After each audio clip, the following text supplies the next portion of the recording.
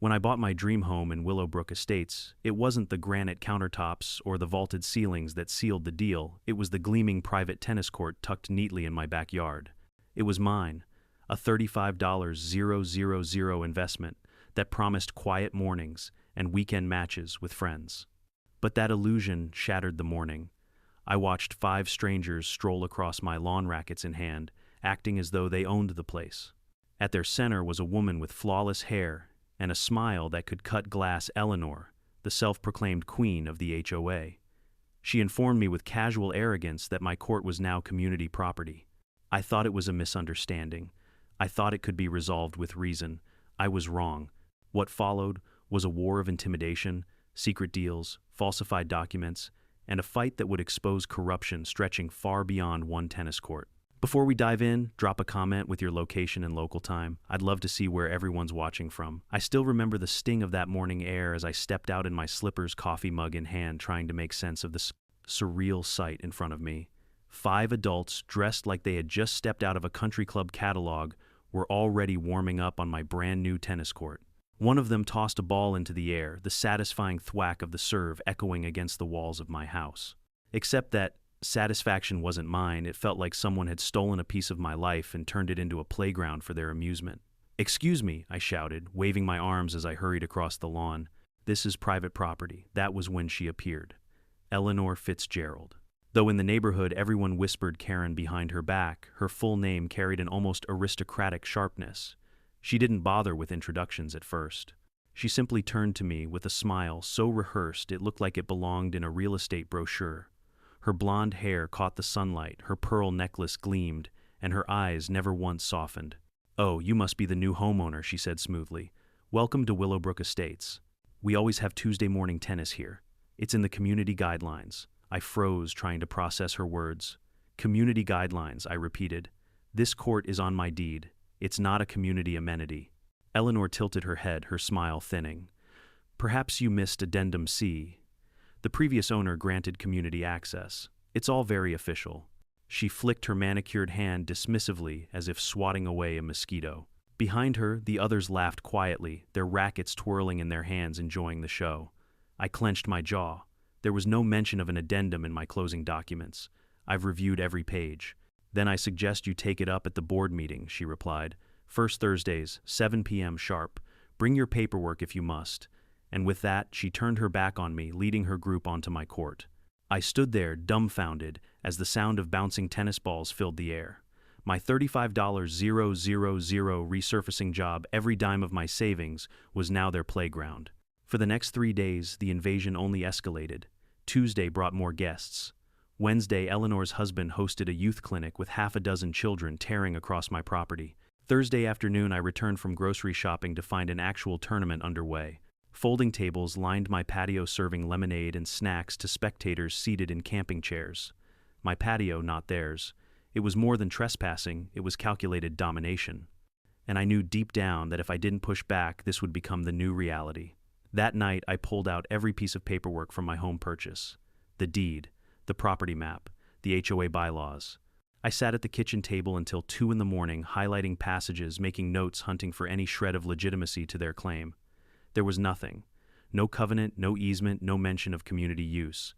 I even called my realtor the next day, who sounded baffled. If something like that existed, she insisted I'd have disclosed it. It would have been a deal breaker.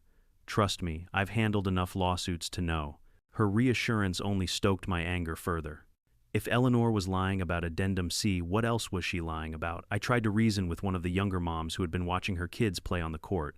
"Did you know about this? Was this arrangement ever real?" She glanced nervously toward Eleanor before whispering. "We were told all amenities are shared." Eleanor's very particular about the tennis court. She had one at her old house but downsized last year. That was the first crack in her facade. Downsized. She hadn't given up her personal court, she had simply appropriated mine.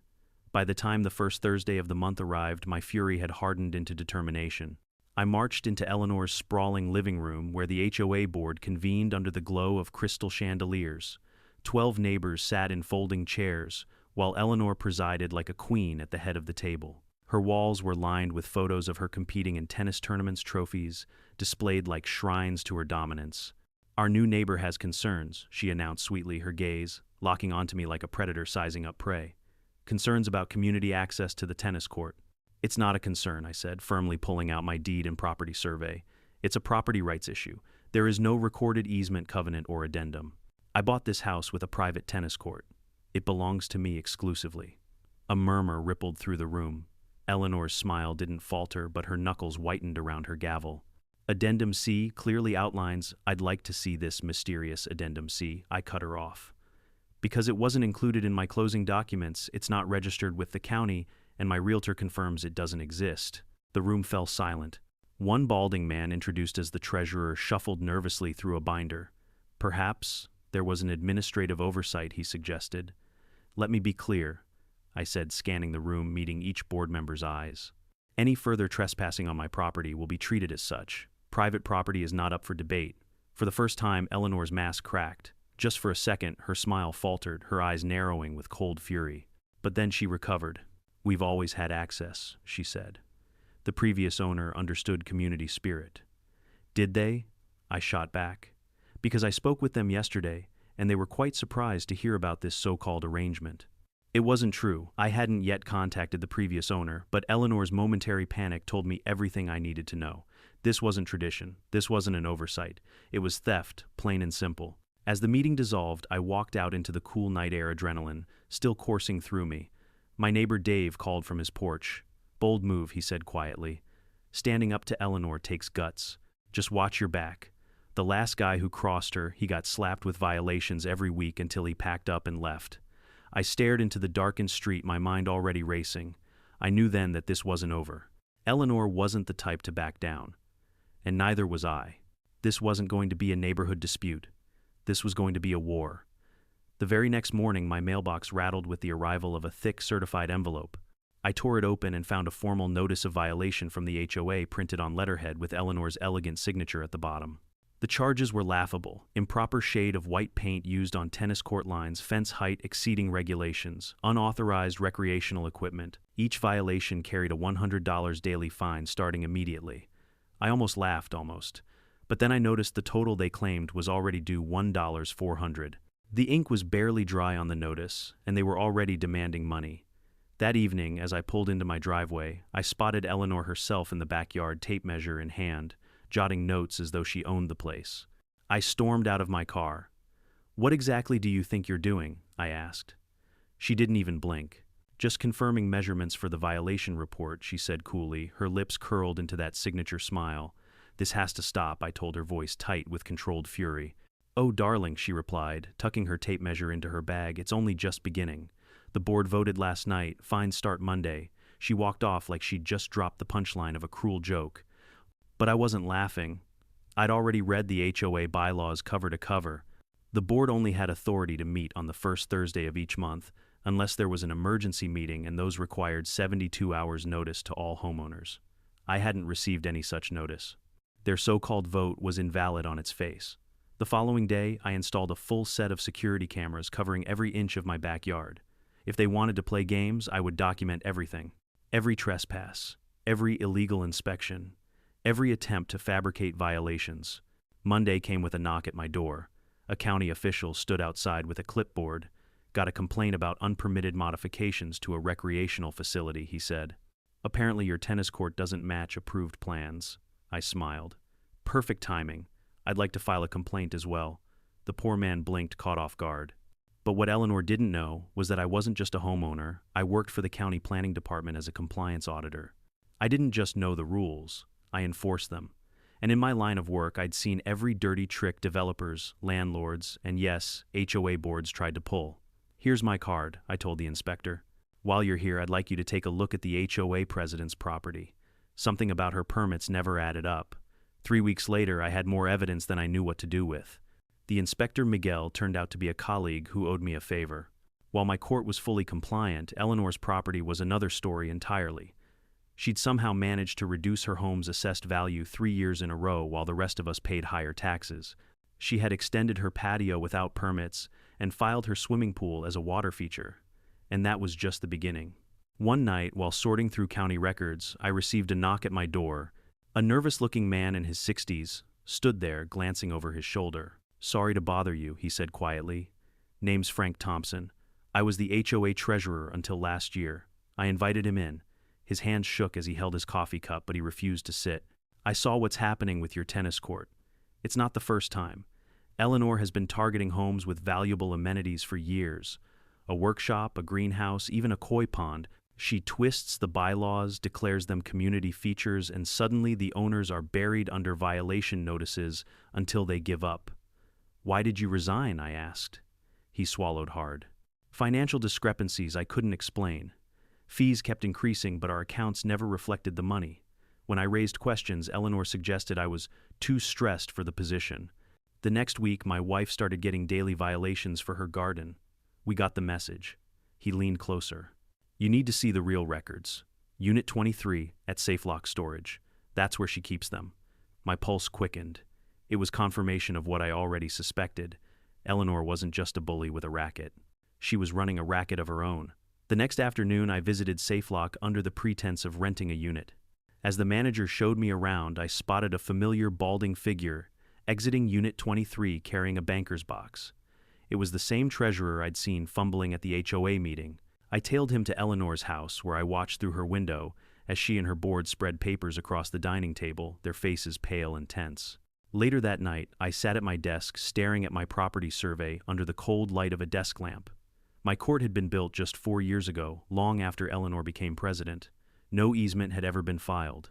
Their story was crumbling. But Eleanor wasn't backing down. The next morning, I woke to the sound of heavy machinery. A construction crew was parked in front of my house, workers unloading equipment tearing at my fence. What the hell do you think you're doing? I demanded. Landscape modification, the foreman explained, waving a work order signed by Eleanor, expanding access to the community tennis facility. I snatched the paper, my blood boiling. This is fraud. I dialed the police on the spot.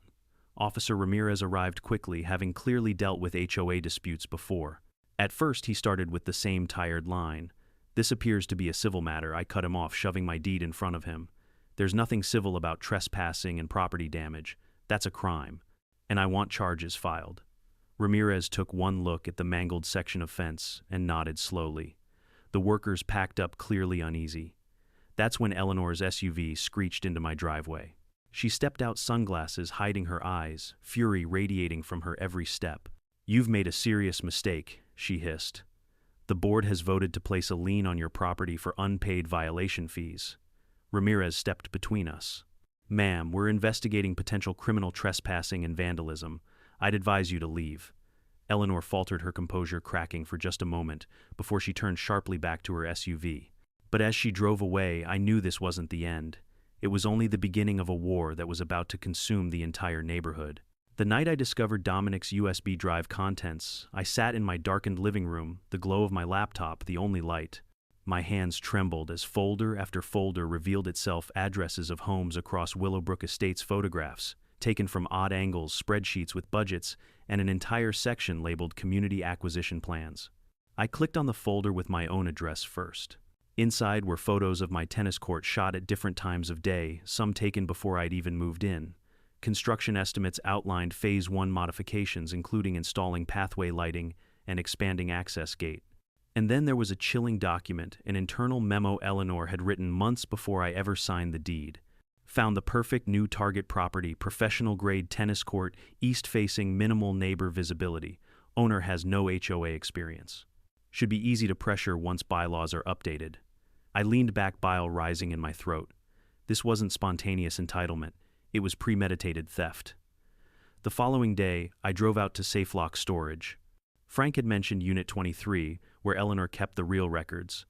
I pretended I was interested in renting a unit, asking the manager for a tour.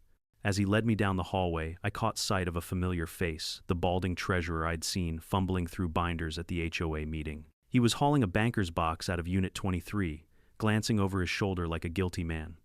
I lingered at the corner watching as he loaded the box into his trunk.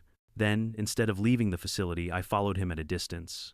He drove straight to Eleanor's house, and through her dining room window I saw them, Eleanor, the treasurer, and 2 other board members, spreading papers across the table, their voices animated, their faces strained.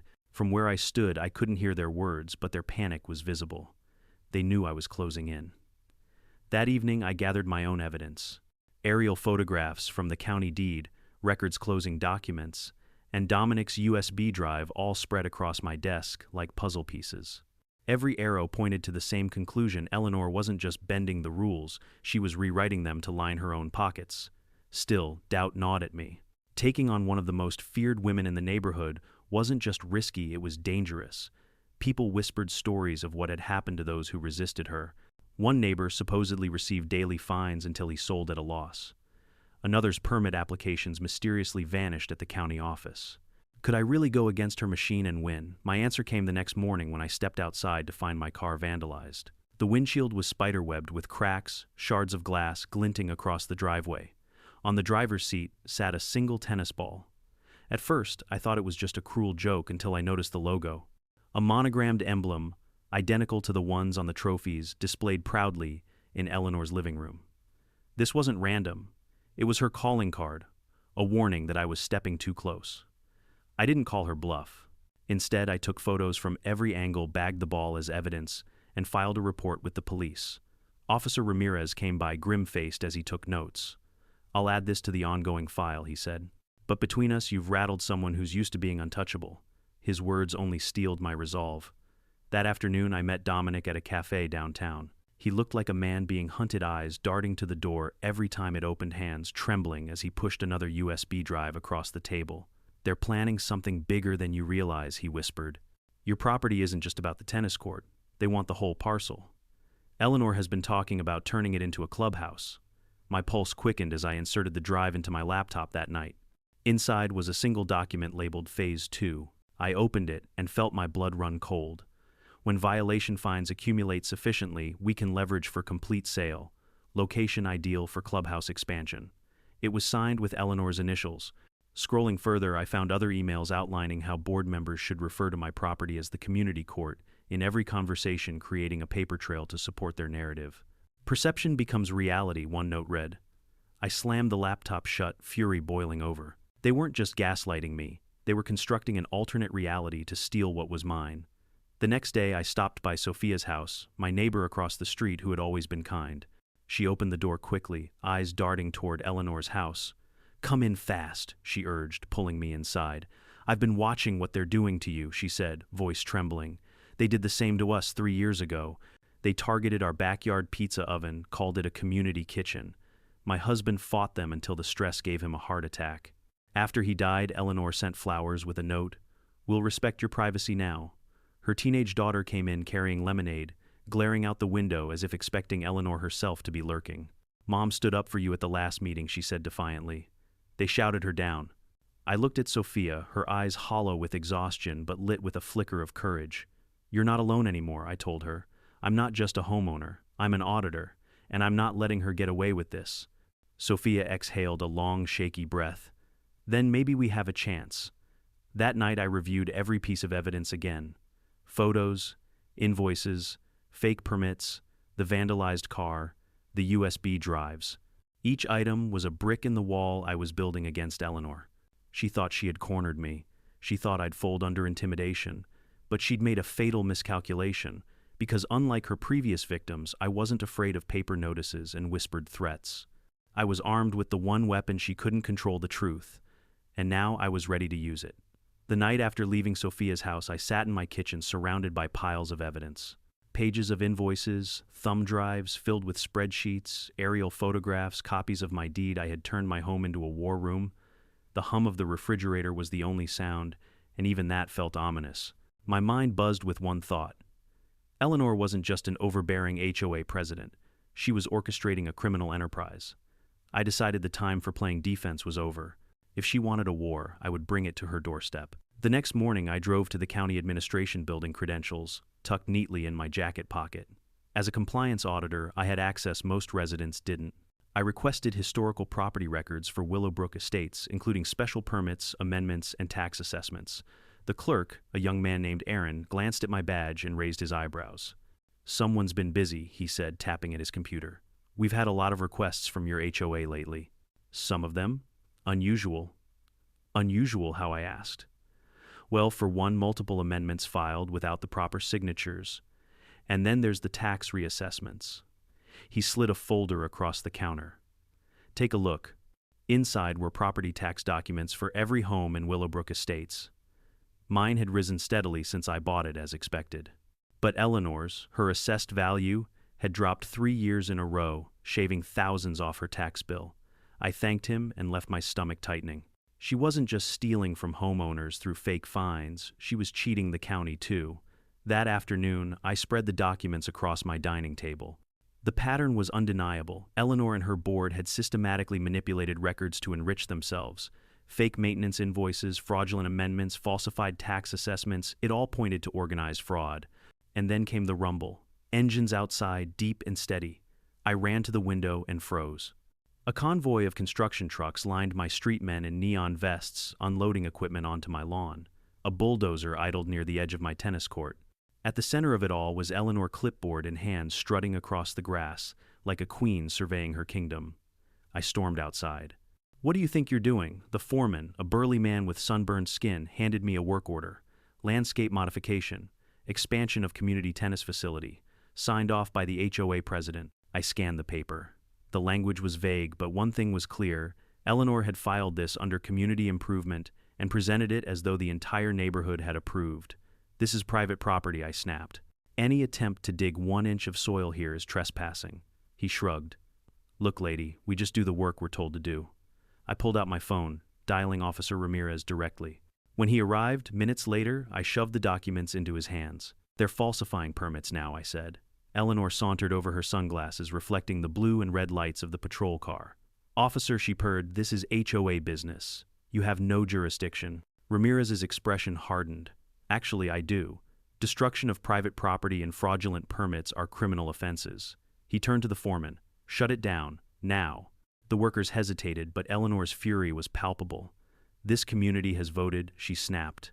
"We have every right," I cut her off, holding up the aerial photographs.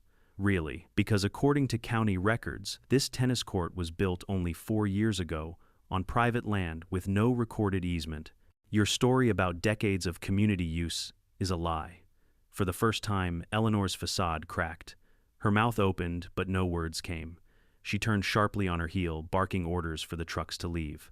The convoy rumbled away, leaving torn-up grass and a stunned silence in its wake. Neighbors began to emerge from their houses, drawn by the spectacle. I saw confusion on their faces, some angry, others quietly relieved. For years they had endured Eleanor's tyranny without question. Now for the first time they had seen her retreat. But victory was short-lived. That evening a new letter arrived in my mailbox, final warning. Continued refusal to comply with HOA regulations will result in immediate legal action, including liens and foreclosure. I crumpled the paper in my fist. She was escalating. And if I didn't strike back harder, she'd find another way to crush me. That night I met Frank and Diane again at the community center. They came armed with more evidence, old meeting, minutes, receipts, even a video recording of Eleanor ordering the treasurer to adjust numbers before presenting them to the community. "This is enough to bring her down," Diane said, her hands trembling as she pushed the evidence toward me. "But we need someone who knows the system. That's you." I nodded. "Then we go bigger. This isn't just about HOA bylaws anymore. It's about fraud, forgery, and abuse of power. We take this to the state." As we packed up to leave, headlights swept across the community center windows. Eleanor's SUV crawled past, her shadowed figure glaring from behind the wheel. She didn't stop. She didn't need to. The message was clear. She knew we were meeting, and she wanted us to know she knew. I refused to flinch. Instead, I stared back until her taillights disappeared into the night. The next morning, my supervisor at the county planning department called. His voice was grim. "We've received your complaint and the supporting evidence. It's solid. Too solid, apparently, because someone with political clout just tried to have you pulled off the case." "Who?" I asked, my throat dry. "I don't know yet," he said. "But listen carefully, you're not alone anymore. We're assigning you a federal partner. This just became a priority investigation." I hung up, adrenaline surging. For weeks, Eleanor had played chess with her neighbors, confident no one could match her moves. But now the board had changed. She wasn't just facing me anymore. She was about to face the weight of the government she had mocked for so long. And I couldn't wait to see her smile finally crack for good. The call from my supervisor left me buzzing with adrenaline. A federal partner meant backup, someone immune to Eleanor's web of intimidation and local influence. It also meant that my fight had officially crossed the line from neighborhood feud into criminal investigation. That night I barely slept. Every creak in the house made me reach for my phone, certain that Eleanor had sent someone to intimidate me again. When dawn finally broke, I sat at the kitchen table, coffee in hand, waiting. At exactly 6:15 a.m., a knock rattled my front door. Peering through the peephole, I saw a tall woman in a sharp navy blue suit, her badge already raised. "Agent Marissa Reyes, Federal Financial Crimes Unit," she announced. I opened the door cautiously. She stepped inside with brisk confidence, setting a laptop bag on the table, as though she'd done this 100 times. "Your supervisor filled me in," she said, pulling out folders with color-coded tabs. "Looks like you've stirred up quite the hornet's nest." "That's putting it lightly," I replied. For the next 2 hours, we went through everything I had collected: Dominic's USB drives, Frank's records, the fake permits, the aerial photos. Marissa scribbled notes in tight handwriting, occasionally shaking her head. "Textbook fraud," she muttered. "Kickbacks, false invoicing, falsified amendments. It's a wonder they've lasted this long." Before we could continue, my doorbell rang again. This time it was Sophia, the neighbor, who had confided in me about her late husband. She wasn't alone. 3 other residents stood behind her, each holding folders and envelopes. "We want to help," Sophia said, stepping into the room. "After what happened yesterday, people are ready to talk." Marissa welcomed them in, and soon my living room became a makeshift courtroom. One man described how his koi pond had been declared a community water feature, forcing him to pay maintenance fees for his own backyard. An elderly woman, Mrs. Fernandez, explained through tears how she had been ordered to remove a wheelchair ramp because it didn't fit aesthetic standards. A younger couple revealed that their greenhouse had been reclassified as a shared amenity until they were fined into tearing it down. Each story fit the same pattern: identify something valuable, twist the rules, and bleed the owners dry until they gave up or sold. "It's not about tennis courts or koi ponds," Marissa concluded when everyone left. "It's about property values and control." Eleanor inflates neighborhood amenities on paper, then uses her real estate company to sell houses at higher prices. She's been turning private property into her own marketing scheme. I clenched my fists, and my house was supposed to be her crown jewel. That evening, another email from the HOA appeared in my inbox. "Emergency meeting tonight, 7:00 p.m. Subject: false accusations made against the board." Marissa and I exchanged a glance. "Trap," she said flatly. Probably, I agreed, but one we need to walk into. The community center was packed when we arrived. More residents than I'd ever seen at a meeting crowded the folding chairs. At the front, Eleanor sat like a queen on her throne, flanked by her board members and the HOA's attorney, Jeffrey Douglas. Her smile was wide, but the tightness in her jaw betrayed her tension. "We've called this emergency session," Eleanor began smoothly, "to address malicious allegations being spread by a certain homeowner who refuses to follow community rules. He has harassed board members, trespassed into private records, and most disturbingly claimed to be using his government position to intimidate volunteers." Murmurs rippled through the crowd. The attorney rose, adjusting his tie. "We have already filed a formal complaint regarding conflict of interest. In the meantime, we ask for community support as we move forward with our planned improvements." I stood holding a thick folder of evidence. "With all due respect, Eleanor, the only conflict of interest here is yours. That's why Agent Reyes from the Federal Financial Crimes Unit is here tonight." Gasps filled the room as Marissa stepped forward, flashing her badge. "We've been reviewing records from the past 5 years," she said firmly, "and we've found approximately $347 0 questionable transfers from HOA accounts to businesses connected to board members." The attorney jumped up. "Outrageous. These are baseless accusations." "Really?" I countered, flipping open a poster board. It displayed maps of the neighborhood with certain properties highlighted in red. "Because according to these records, the HOA paid $58,000 for water feature maintenance to a company owned by Eleanor's husband. Water features that in fact belong to private homeowners who maintain them themselves." Shouts erupted from the crowd. A man in the back stood up. "My gazebo is on that map." "You mean to tell me the HOA billed maintenance fees for my property?" another shouted. "That's my pond." The room turned into a storm of voices. Eleanor banged her gavel furiously. "Order. This meeting will come to order." But it was too late. The tide had turned. At that moment, the doors at the back of the room swung open. A local news crew entered, cameras rolling. "We received an anonymous tip," the reporter announced. "Would anyone care to comment on allegations of HOA corruption?" Eleanor's face contorted with fury. "This meeting is closed to the press," she shouted. But Marissa was ready. According to HOA, bylaws meetings are open to the public unless a privacy vote is held. Has such a vote occurred? The secretary, pale and trembling, shook her head. And just like that, the cameras kept rolling. For the next hour, residents lined up at the microphone, sharing their stories of intimidation and financial abuse. Years of pent-up frustration poured out into the open. Every testimony chipped away at Eleanor's authority, and every denial she gave only made her look smaller. By the time the meeting ended, her empire was crumbling in real time, and for the first time she knew it. But I also knew this wasn't the end. Not yet. Because people like Eleanor never surrender gracefully. When the cameras stopped rolling and the last residents shuffled out of the community center, the air still crackled with tension. Eleanor had stormed out midway through, her attorney trailing behind her like a shadow, whispering urgently in her ear. But her carefully constructed facade was shattered. For the first time since I moved into Willowbrook Estates, people weren't whispering their fears in hushed tones. They were speaking openly and loudly about the woman who had ruled this neighborhood like a queen. Marissa packed up her files with meticulous calm, but I could see the fire in her eyes. "You realize what just happened, don't you?" she asked. "She lost control," I replied. "She lost the narrative," Marissa corrected. "And that's even more dangerous. Cornered animals bite." Her words rang in my head the next morning when I woke to a string of HOA emails blasting me by name. The subject line read, "Beware false prophets among us." Eleanor accused me of falsifying documents, harassing volunteers, and trying to dismantle the spirit of community. The emails were written with the venom of someone who felt her throne slipping away. But I wasn't rattled. If anything, it confirmed what I already knew: she was desperate. 2 nights later, I received a frantic call from Frank. "Meet me behind the diner on Route 7, he whispered. "Don't tell anyone." When I arrived, Frank looked haggard, sweat glistening under the flickering neon light. He clutched a battered laptop, his voice low. "They know I gave you those records. I saw Tom, Eleanor's husband, staking out my house. I can't keep this anymore. Take it." I slid the laptop into my bag, scanning the files inside once I got home. Meeting minutes, dozens of them altered and falsified.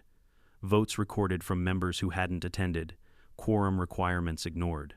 And most damning of all, emails showing Eleanor directing her secretary to adjust the numbers so every controversial measure passed unanimously. The final piece of the puzzle was falling into place. The following week, an emergency HOA session was called. This time, the turnout was even larger. Word had spread about the news coverage, and people who had once stayed silent now filled the chairs, buzzing with anger. Eleanor walked in late, her heels clicking like gunshots on the tile floor. She was dressed impeccably, her hair immaculate, but her eyes betrayed sleepless nights. "We're here tonight," she began to vote on removing disruptive influences from our community. Specifically, our newest neighbor who has repeatedly slandered this board with false allegations. Gasps rippled through the room. I stood before she could continue. "If we're talking about falsehoods, let's start with this." I placed the laptop on the table and connected it to the projector. On the screen flashed the falsified meeting minutes, the altered votes, the doctored signatures. "Every one of these files came from the HOA's own records," I said. "Records that Eleanor and her board have been falsifying for years." The room erupted. Residents shouted, waving their own copies of violation notices and invoices. The chaos was deafening. Marissa raised her badge. "Enough," she commanded, her voice cutting through the noise. "This is no longer an HOA dispute. This is federal fraud, under investigation. And anyone attempting to destroy or conceal records will face obstruction charges." As if on cue, the back door banged open. Jeffrey Douglas, the HOA's attorney, was caught red-handed with a hard drive in his hands. Marissa stepped forward, her voice cold. "Trying to delete evidence, Mr. Douglas." He froze, the color draining from his face. I was just... "Save it for the judge," Marissa interrupted. She seized the drive and tucked it into an evidence bag. Eleanor's composure cracked. "This is absurd. You can't just..." "I can," Marissa said, "and I will." "Eleanor Fitzgerald, as of tonight, you are under federal investigation for fraud, embezzlement, and conspiracy." The crowd gasped, phones flashing as residents recorded the moment. Eleanor's carefully built empire had collapsed in seconds. Her board members slouched in their chairs, avoiding eye contact. Even her husband looked away, shame etched across his face. One by one, neighbors stood to speak. Diane demanded answers for the landscaping contracts that had never materialized. Mrs. Fernandez wept as she described the humiliation of tearing down her husband's wheelchair ramp. A father raised his voice about the youth fees he'd paid for community tennis lessons that never happened. For every story, Eleanor had no rebuttal. She sat trembling, her hands gripping the edge of the table. Finally, Sophia rose, her voice clear and unwavering. "We've lived in fear of this board for years, but tonight we've found our voices. I move for a vote of no confidence. I second, Frank added immediately. Hands shot up across the room. The vote was nearly unanimous. Eleanor and her board were removed on the spot. For the first time, the neighborhood erupted not in fear but in applause. Marissa leaned toward me. You realize this isn't over, right? We've got the board, but Eleanor's network runs deeper. Political donations, real estate deals, maybe even contracts with the city. This is just the first domino. I nodded slowly, the noise of celebration washing over me. Then let's knock the rest down. That night, as I walked home under the glow of porch lights, I felt something I hadn't felt since moving in Hope. Neighbors who had once averted their eyes now stopped to shake my hand to thank me. Children laughed freely in yards that had once felt watched. But in the back of my mind, I knew Marissa was right. Eleanor wouldn't go quietly. People like her never did. And somewhere in the darkness, I imagined her plotting her next move, vowing revenge. The war wasn't finished. It had only shifted to a new battlefield. The night of Eleanor's downfall was unforgettable. The roar of applause, the relief washing over faces that had once been tight with fear, the sight of neighbors finally reclaiming their voices. But once the cheers faded and people trickled home, reality set in. Removing Eleanor and her cronies from the board was only the first battle. The war, as Marissa reminded me, was far from over. The very next morning, I found out just how right she was. I awoke to the sound of my phone buzzing incessantly, dozens of texts and missed calls. When I finally answered one, it was Aaron from the county records office. His voice was strained. You need to get down here. Now. I drove to the county building, heart pounding. In the records room, Aaron spread a stack of files across the counter. Someone's been altering assessments and permits overnight. Digital entries have been changed to show that the HOA did in fact have rights to your tennis court going back almost a decade. It's a complete fabrication, but if this sticks, you'll be fighting uphill. I felt my stomach twist. Let me guess, I muttered. The entries were made under an administrator account. Aaron nodded grimly. The request came through from a judge's chambers. A judge who just happens to be Eleanor's brother-in-law. The connections ran deeper than I had feared. Eleanor had lost the board, but she still had allies in places of power, people willing to falsify government records to shield her. That evening, Marissa and I set up shop in my dining room once again. She pored over the evidence while I paced the floor. If they're willing to forge county records, this isn't just HOA corruption anymore, she said, tapping her pen. This is systemic. We need to escalate to the state level. Before I could respond, my phone buzzed with a new email alert. Subject line, Notice of Foreclosure Proceedings. Attached was a scanned document claiming that due to unpaid HOA fines, my property was subject to lien and foreclosure within 30 days. I nearly laughed at the audacity. Eleanor no longer had any authority yet. Here she was, still pulling strings through the remnants of her network. This is war by paperwork, I said bitterly. She knows it's fraudulent, but she's betting I won't have the stamina to fight on every front. Marissa gave me a sharp look. Then we make it backfire. Every false claim is more evidence of conspiracy. We don't just fight, we document. The next HOA meeting, now under interim leadership by Frank, was held a week later. The turnout was even larger than before, with residents spilling into the hallways. The atmosphere was electric, buzzing with both hope and fear. Everyone knew Eleanor was down, but not out. Frank stood at the front, clearing his throat nervously. We've all seen what can happen when power is abused. Tonight we begin drafting new bylaws, ones that enforce term limits, mandate transparency, and guarantee homeowners' rights. Applause broke out, but it quickly died as the doors opened. Eleanor herself walked in, flanked by two men in suits. She no longer looked like the smug queen of the neighborhood. Her hair was disheveled, her eyes wild, but her voice carried the same venom. You think you've won, she spat. You think some bureaucrat and a washed-up treasurer can undo what I built? I made this community. Her attorney stepped forward, waving a thick folder. We have here a petition signed by residents who still support Eleanor's leadership. We demand immediate reinstatement pending review of the so-called federal investigation. The room erupted in chaos. Some neighbors shouted in outrage, others muttered nervously. The fear Eleanor had cultivated for years still lingered like a shadow. Marissa rose, her voice calm but sharp. This petition is irrelevant. Eleanor is under active federal investigation. Any attempt to reinstate her is obstruction of justice. Eleanor sneered. And who will enforce that? My brother-in-law, the judge, or maybe the mayor whose campaign I financed? Gasps rippled through the crowd. She had said too much, exposing the breadth of her influence. I stepped forward, raising my voice so everyone could hear. This isn't about one woman. It's about a network of corruption that reaches into our courts, our government, even our taxes. But it ends here with us. Tonight, this community decides whether we live in fear or in freedom. Sophia stood next, her voice clear. I vote we stand against her. All of us. No more secrets, no more intimidation. One by one, hands rose. A wave of defiance spread through the room. Eleanor's face contorted as she realized the tide had truly turned. Even those who once cowered before her were now emboldened. The attorney tried to shout over the noise, but his words were drowned out by the roar of voices demanding transparency, fairness, and justice. Frank banged his gavel, his voice breaking. By overwhelming majority, the petition is rejected. Eleanor, you are barred from attending further meetings until the investigation concludes. The security officer who once answered only to Eleanor now stepped forward, motioning her toward the door. She resisted hurling insults and threats, but in the end, she was forced to leave.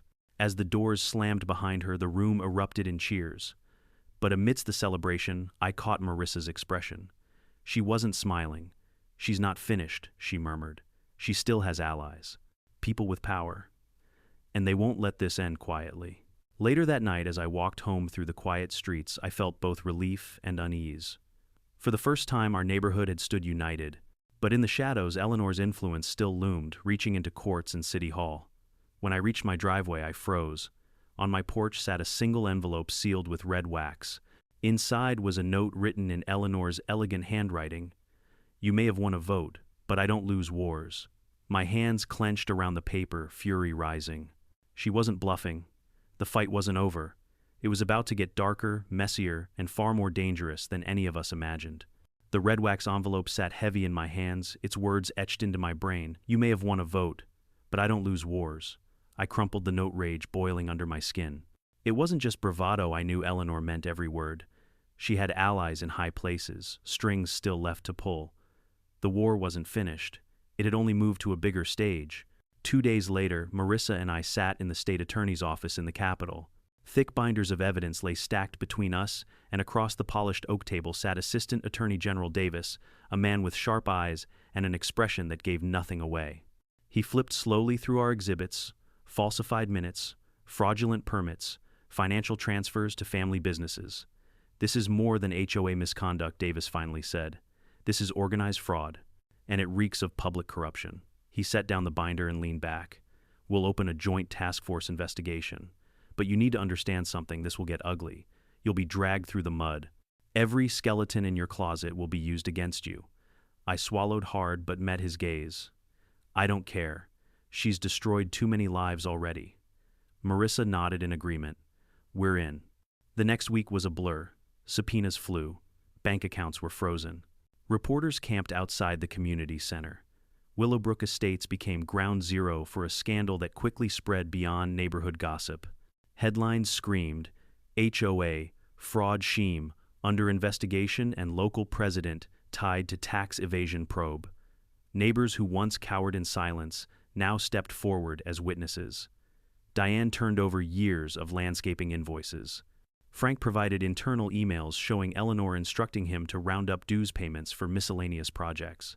Sophia tearfully described the pressure campaign against her husband. Each testimony was another nail in the coffin Eleanor had built for herself. But the counterattack wasn't far behind. One morning, I opened my mailbox to find an anonymous flyer plastered with my face, corrupt, Auditor exposed abuses government position for personal gain. The smear campaign spread like wildfire. Neighbors who had just begun to trust me now eyed me with uncertainty. Even my office phone rang with anonymous calls accusing me of harassment and abuse of power. This has Eleanor's fingerprints all over it, I muttered, tossing the flyers into the trash. Marissa wasn't fazed. Good. It means we've hit a nerve. The louder the smear campaign, the closer we are to the truth. Still, the pressure weighed on me. Nights blurred into mornings as I sifted through mountains of records, highlighting suspicious transfers, mapping out Eleanor's network of influence. I'd stare at the corkboard in my living room, covered in strings, connecting names, dates, and companies until my vision blurred. Then one breakthrough changed everything. Buried deep in county records, I found a contract Eleanor's husband's landscaping company had been awarded maintenance for several government buildings downtown. The signatures approving the contracts matched the same judge's office Eleanor had leaned on to falsify my property records. It wasn't just HOA money anymore. Public funds were in play. This ties them directly to city corruption, Marissa said when I showed her. This is exactly what Davis wanted. Now we can drag the mayor's office into the light too. And drag them we did. Within days, subpoenas reached City Hall. Whispers of resignation floated through the halls of power. Local news led with the story every night. My once quiet neighborhood had become the spark for a scandal that threatened to topple far more than an HOA president. But with the pressure came escalation. One night I returned home to find my back door ajar. My security cameras showed nothing. Someone had cut the feed. Inside drawers were rifled through, papers scattered, but oddly nothing was stolen. It was a message: we can reach you. I called Ramirez, who arrived with 2 squad cars. He shook his head grimly. She's desperate. Desperate people are dangerous. Watch your back. Despite the fear, I refused to yield, and neither did the community. Under Frank's interim leadership, new bylaws were drafted and passed: strict term limits, transparent accounting, mandatory public notice for all decisions. Neighbors who had once avoided one another now gathered for real conversations, planning barbecues and block parties, as if reclaiming stolen time. The day of reckoning arrived 6 months later. Eleanor stood in federal court, her attorney pale and sweating beside her. She faced charges of fraud, embezzlement, tax evasion, and obstruction of justice. As the indictment was read, her mask of arrogance finally slipped. For the first time, she looked small. I sat in the gallery, surrounded by neighbors who had once lived in fear of her. When the judge denied her bail, a quiet cheer rippled through the rows. Afterward, as we walked out into the sunlight, Sophia squeezed my arm. "You gave us back our voices," she said softly. "You gave us back our homes." I looked around at the smiling faces, at children playing freely on sidewalks where once no one dared linger. My tennis court gleamed in the distance, but it wasn't just mine anymore. Not because Eleanor had stolen it, but because I had chosen to share it on my own terms. Saturday mornings became community lessons with the high school coach. Families contributed to maintenance fairly. The court rang with the sound of laughter instead of threats. One evening, months later, as I watched neighbors play doubles under the warm glow of new lights we installed together, Frank sat beside me. "Funny thing," he said with a chuckle. "Eleanor always said she built this community. Turns out she was right, just not the way she meant." I laughed, the tension finally breaking. She built it by trying to destroy it. And in fighting her, we finally found each other. For the first time, Willowbrook Estates wasn't just a collection of houses under the shadow of an HOA. It was a community, real, united, and stronger than the fear that had once ruled it. And as for me, I learned that sometimes the battles we never ask for become the ones that define us. This story isn't just about one corrupt HOA president or a stolen tennis court. It's about what happens when people abuse power and when ordinary neighbors decide they've had enough. Eleanor thought fear and paperwork could silence everyone. She believed intimidation was stronger than truth. But in the end, it was unity that defeated her, the courage of residents who stood together, the resilience of those who refused to back down, and the reminder that no one can truly own a community through lies. For me, the lesson is clear: never underestimate your voice. Whether it's standing up to an HOA, a bully at work, or corruption in government, silence only feeds the oppressor. Change begins the moment one person dares to say no more. And when others join, no empire of fear can withstand it. So if you're watching this, ask yourself, what would you stand up for? And if you've ever fought back against unfairness, share your story in the comments. Don't forget to subscribe, because together our voices are louder than any Karen's gavel.